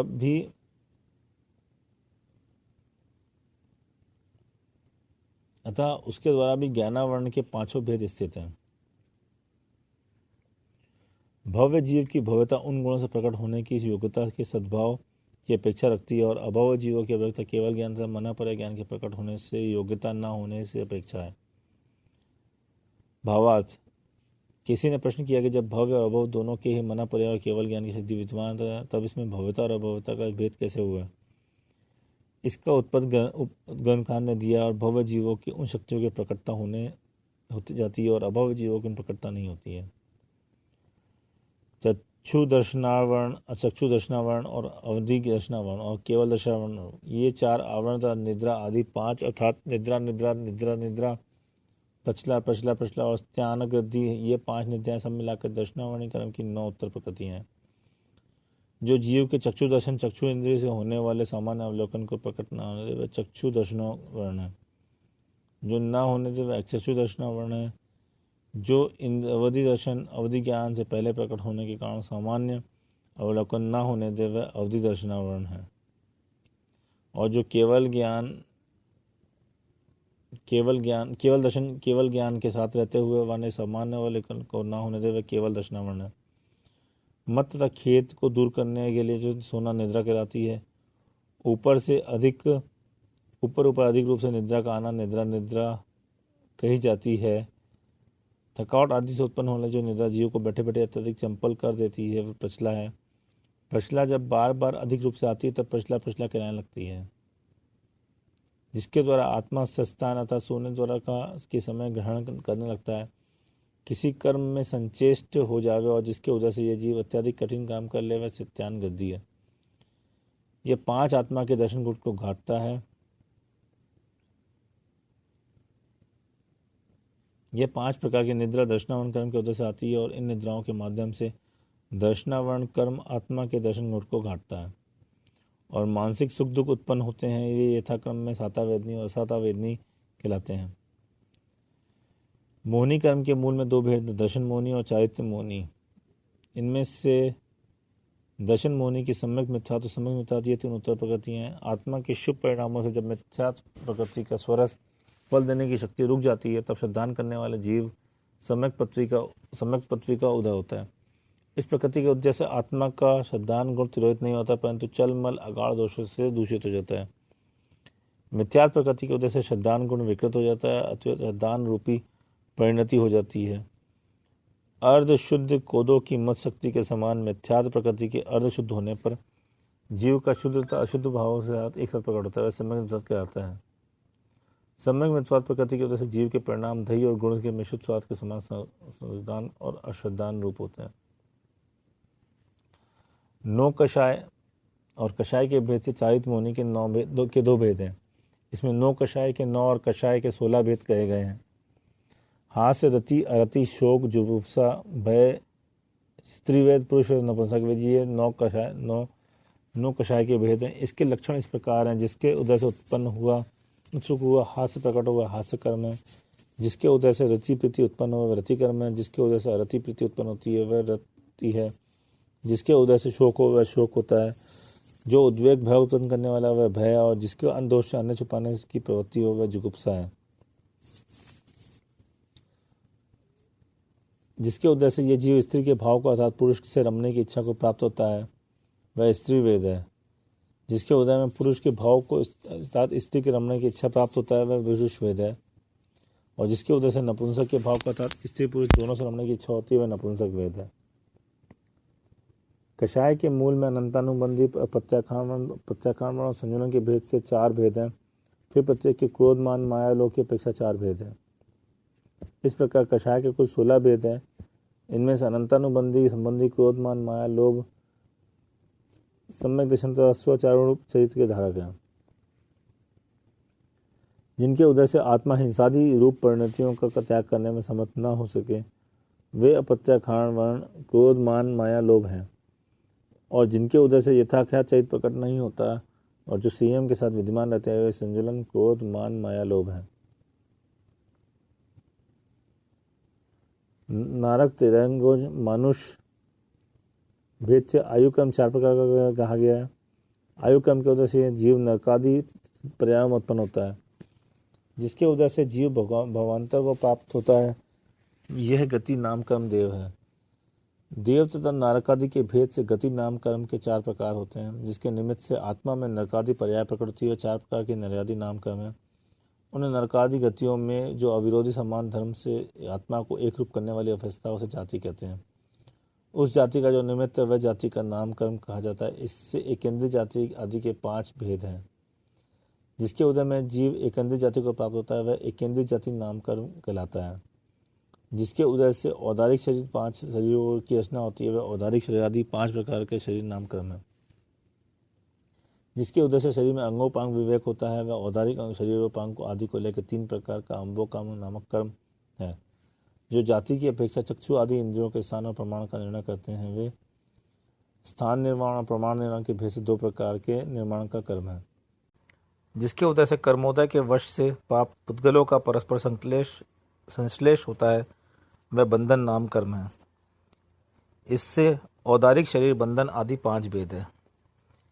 जिसके उदय से शरीर के प्रदेशों का परस्पर छिद्र रहित संश्लेष होता है, वह संघात नाम कर्म है। संघातों का कभी अत्यय विघटन नहीं होता, इसलिए संघात नामक सार्थक है। इसके औदारिक शरीर संघात आदि 5 भेद हैं। जिसके उदय से जीवों की शरीर की आकृति की रचना होती है, वह संस्थान नाम कर्म है। संस्थान अर्थात आकृति को करे सो संस्थान है। यह संस्थान शब्द की निरुक्ति है। वह संस्थान सम चतुरस संस्थान, निग्रोध परिमंडल संस्थान, स्वस्ति संस्थान, कुब्जक संस्थान, वामन संस्थान और हुंडक संस्थान के भेद से 6 प्रकार का होता है। जिसके उदय से सुडौल शरीर की रचना हो, वह सम चतुरस संस्थान नाम कर्म है। जिसके उदय से शरीर में अवयव न्यायग्रोध वट वृक्ष के समान नाभि के नीचे से छोटे और नाभि के ऊपर बड़े हों, वह न्यायग्रोध परिमंडल नाम कर्म है। जिसके उदय से शरीर की रचना स्वाति सांप की वामी के समान नाभि के नीचे विस्तृत और नाभि के ऊपर संकुचित हो, वह स्वाति नाम कर्म है। जिसके उदय से शरीर में कुबड़ निकला है, वह कुब्जक संस्थान है। और जिसके उदय से शरीर वामन बौना हो, वह वामन नाम कर्म है। और जिसके उदय से शरीर की आकृति बेडोल है, वह हुंडक संस्थान नाम कर्म है। जिसके उदय से हड्डियों का परस्पर मिलान और बंधन अच्छी तरह होता है, वह सहनन नाम कर्म है। इसमें व्रज वृषभ नाराज सहनन, व्रजा नाराज सहनन, नाराज सहनन, अर्धनाराज सहनन, कीलक सहनन और असंप्राप्त संप्राटिका सहनन, ये 6 भेद है। जिसके उदय से वज्र के वेष्टन, वज्र की कीलियां और वज्र के हाड़ हो, उसे वज्र वृषभ नाराज सहनन कहते हैं। जिसके उदय से कीलियां और हाड़ तो वज्र के हों परंतु वेष्टन वज्र के ना हो, वह व्रजा नाराज सहनन है। जिसके उदय से हाड़ तथा संधियों की कीले तो हों परंतु वज्र में ना हो, इसी तरह वेष्टन भी वज्र में ना हो, उसे नाराज सहनन कहते हैं। जिसके उदय से हड्डियां आधी किलो से सहित हों, उसे अर्ध नाराज सहनन कहते हैं। जिसके उदय से हाड़ परस्पर कीलित हो, उसे कीलक सहनन कहते हैं। और जिसके उदय से हाड़ों की संधियां कीलों से रहित हो, किलो तथा मात्र नसों और मांस से बंधी हो, उसे असंप्राप्त सप्राटिका सहनन कहते हैं। जिसके शरीर उदय से शरीर में स्पर्श की उत्पत्ति होती है, वह स्पर्श नाम कर्म है। यह कड़ा, कोमल, गुरु, लघु, स्निग्ध, रुक्ष, शीत और उष्ण के भेद से 8 प्रकार का है। जिसके निमित्त से रस में भेद होता है, वह रस नाम कर्म कहा गया है। इसके कटुक्त, तिक्त, कषाय, आम्ल और मधुर से के भेद से 5 भेद है। जिसके उदय से गंध होता है, वह गंध नाम कर्म है। इसके सुगंध और दुर्गंध की अपेक्षा 2 भेद जानना चाहिए। जिसके निमित्त से वर्ण में भेद होता है, वह वर्ण नाम कर्म है। यह कृष्ण, नील, रक्त, पीत और शुक्ल के भेद से 5 प्रकार का है। जिनके उदय से विग्रह गति में पूर्व शरीर की आकृति विनाश न हो, वह नरक, गत्यानुपूर्व आदि के भेद से 4 प्रकार के अनुपूर्य नाम कर्म है। जिसके उदय से यह जीव भारीपन के कारण लोहे के समान नीचे नहीं गिरता और लघुपन के कारण आँख की रुई के समान ऊपर नहीं उड़ता, वह अगुरु लघु नाम कर्म कहा गया है। जिसके उदय से अपने ही बंधन आदि से अपना ही घात होता है, वह उपघात नाम कर्म कहा गया है। और जिसके उदय से दूसरों का घात होता है, वह परघात नाम कर्म है। जिसके सूर्य के समान बहुत भरी आताप की उत्पत्ति होती है, वह आताप नाम कर्म माना गया है। इसका उदय सूर्य के विमान में स्थित बादर पृथ्वी का एक जीवों के ही होता है। इसकी विशेषता यह है कि यह मूल में ठंडा होता है और इसकी प्रभाव उष्ण होती है। जिसके उदय से शरीर में विशिष्ट प्रकार का प्रकाश होता है, वह उद्योत नाम कर्म है। यह उद्योत चंद्रमा के विमान में स्थित बादर पृथ्वी कायिक जीव तथा जुगनू आदि में देखा जाता है। जो उच्छ्वास का कारण है, वह उच्छ्वास नाम कर्म माना गया था। जो आकाश में प्रशस्त एवं अप्रशस्त गति कराने में समर्थ है, वह विहाय योग गति नाम कर्म है। जिसके उदय से ऐसे शरीर की रचना हो जो सदा एक ही आत्मा के उपभोग का कारण हो, वह प्रत्येक शरीर नाम कर्म है। जिसके उदय से एक ही शरीर अनेक जीवों के उपभोग का कारण होता है, वह साधारण नाम कर्म है। जिसके उदय से जीवों का द्विंद्रिय आदि में जन्म होता है, वह त्रस नाम कर्म है। जिसके उदय से इसके विपरीत सिर्फ एकेंद्रीय जीवों में जन्म, वह स्थावर नाम कर्म है। जिसके निमित्त से यह जीव समस्त प्राणियों के लिए प्रीति करने वाला होता है, वह सुभग नाम कर्म है। जिसके निमित्त से दूसरों का अप्रीति उत्पन्न करने वाला हो, वह दुर्भग नाम कर्म है। मनोज्ञ स्वर की रचना होती है, वह सुस्वर नाम कर्म है। जो अनिष्ट स्वर का कारण है, वह दुस्वर नाम कर्म है। जिससे शरीर में रमणीयता प्रकट होती है, वह शुभ नाम कर्म है। जो अत्यंत विरूपता का कारण है, वह दुखदायी अशुभ नाम कर्म है। जो सूक्ष्म शरीर का कारण है, वह सूक्ष्म नाम कर्म है। और जो दूसरों की बाधा करने वाले शरीर का हेतु है, वह बाधा नाम कर्म है। जो आहार आदि पर्याप्तियों की रचना का कारण है, वह पर्याप्ति नाम कर्म है। विद्वानों ने इसके लिए आहार पर्याप्ति, शरीर पर्याप्ति, इंद्रिय पर्याप्ति, श्वासोच्छ्वास पर्याप्ति, भाषा पर्याप्ति और मना पर्याप्ति, ये 6 भेद कहे हैं। जो आहार, शरीर, श्वासोच्छ्वास, इंद्रिय, भाषा और मन, इन 6 पर्याप्तियों के अभाव का कारण है, वह अपर्याप्ति नाम कर्म है।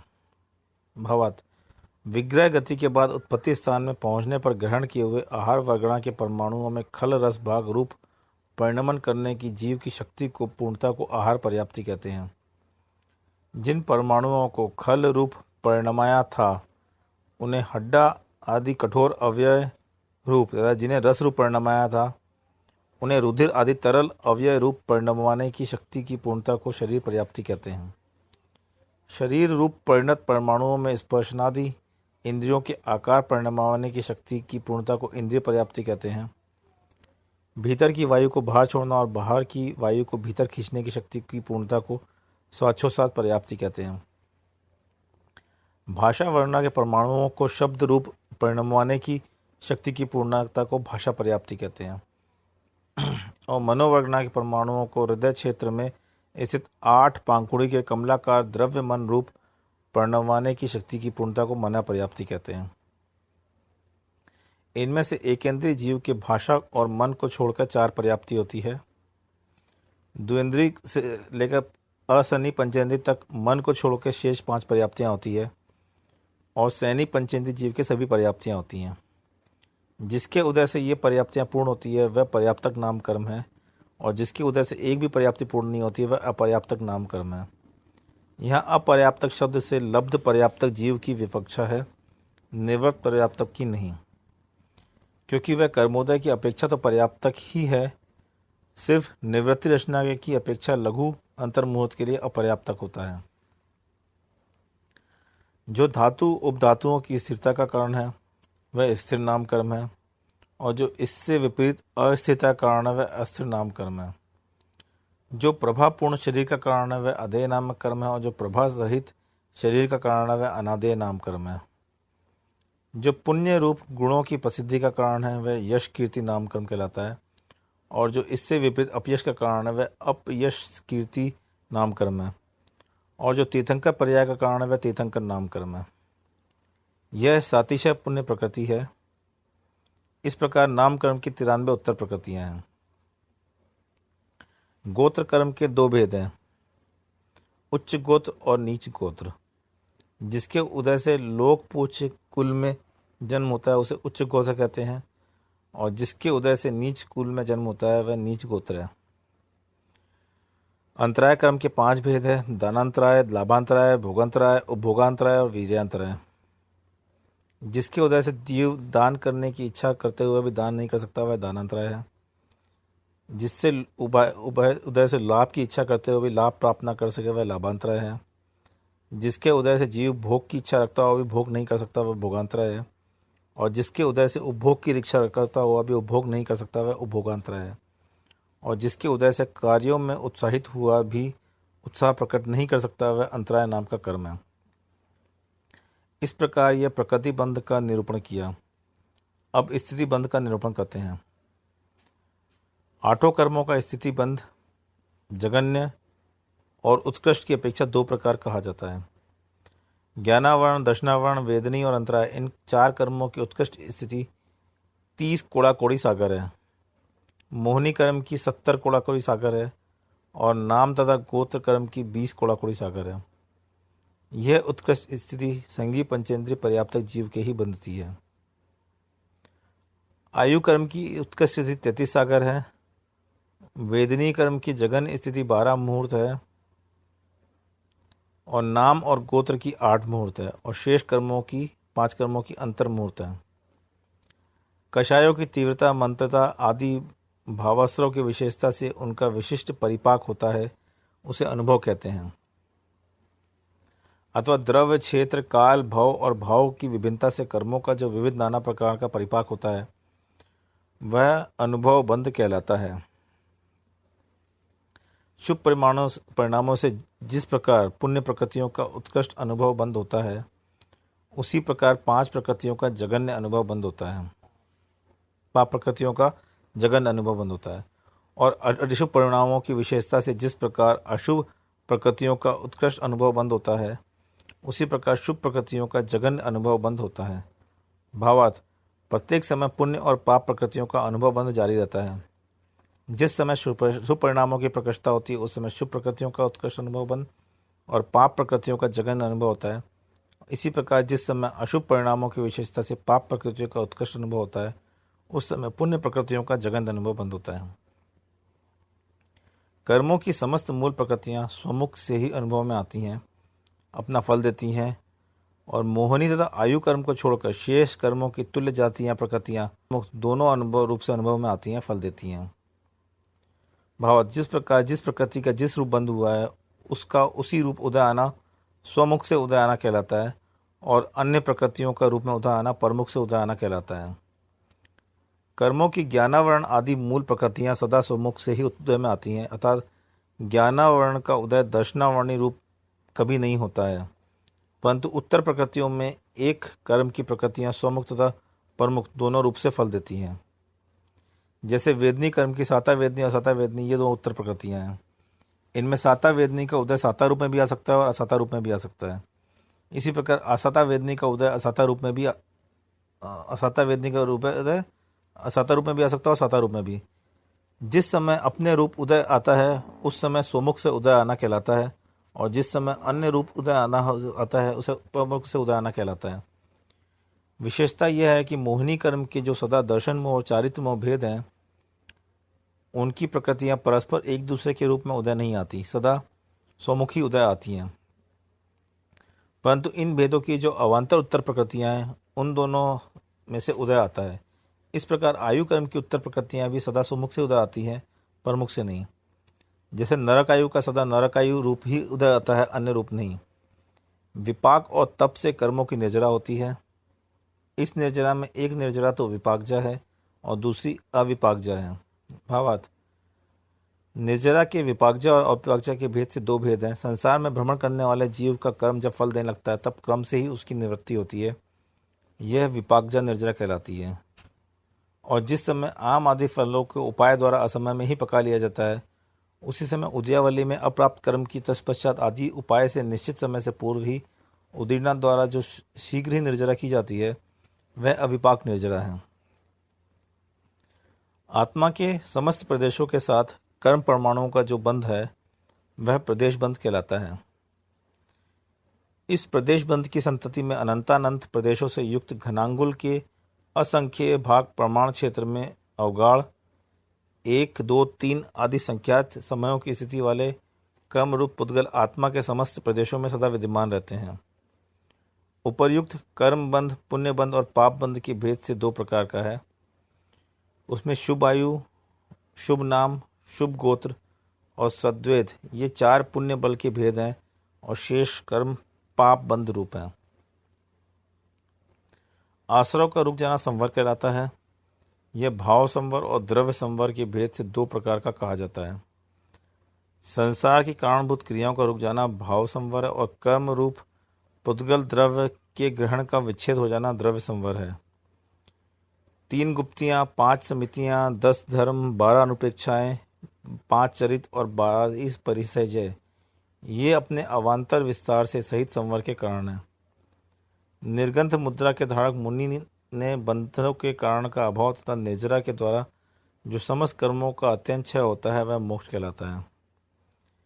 इन जीवादि 7 तत्वों का सम्यक दर्शन, सम्यक ज्ञान और सम्यक चारित्र ही मोक्ष का साक्षात साधन है। मोक्ष मार्ग में स्थित कितने ही अन्य जीव एक ही भाव में सिद्ध हो जाते हैं और कितने ही भव्य सुख से स्वर्ग के सुख भोग कर सदा आत्मा का ध्यान करते हुए 7-8 भाव में मोक्ष प्राप्त कर लेते हैं। इस प्रकार नेमी जिनेन के द्वारा कहा हुआ निर्मल मोक्ष मार्ग सुनकर 12 सभाओं के लोगों ने हाथ जोड़ के भगवान को नमस्कार किया। श्रोताओं में कितने ही लोगों ने सम्यक दर्शन धारण किया और कितने ही लोगों ने संयम प्राप्त किया और संसारवाद से डरने वाले कितने ही लोगों ने पूर्ण संयम मुनिव्रत स्वीकृत किया। उस समय 2000 राजाओं ने, 2000 कन्याओं ने एवं हजारों रानियों ने जिनेन्द्र भगवान के द्वारा कहे हुए पूर्ण संयम को प्राप्त किया। शिवा देवी, रोहिणी देव की, रुक्मणी तथा अन्य देवियों ने श्रावकों का चरित्र स्वीकृत किया। यदुकुल और भोजकुल के श्रेष्ठ राजा तथा अनेक सुकुमारियां जिन मार्ग की ज्ञाता बन 12 वर्णव्रतों की धारक हो गई। जो देवों के साथ पूजा कर चुके थे, ऐसे इन तरह बलभद्र और कृष्ण आदि यादव जिनेन्द्र रूपी सूर्य को नमस्कार कर अपने अपने स्थान पर चले गए। तरंता जो समस्त दिशाओं को उज्जवल कर रही थी, मेघों के द्वारा धुले हुए सुंदर आकाशमंडल को जो निर्ग्रह ग्रहों और ताराओं से पुष्पित बन रही थी, जो बंदूक, कमल और सप्तपर्ण के सुगंधित नूतन फलों की अंजलि छोड़ रही थी, ऐसी शरद ऋतु भक्ति से भरी लोकदरी के समान जिनेन्द्र देव के चरणों के समीप आ गई। इस प्रकार अरिष्टनेमी पुराण के संग्रह से युक्त जिन सेनाचार रचित हरिवंश पुराण में श्री नेमिनाथ भगवान के धर्मोपदेश का वर्णन करने वाला 58वां सर्ग समाप्त हुआ।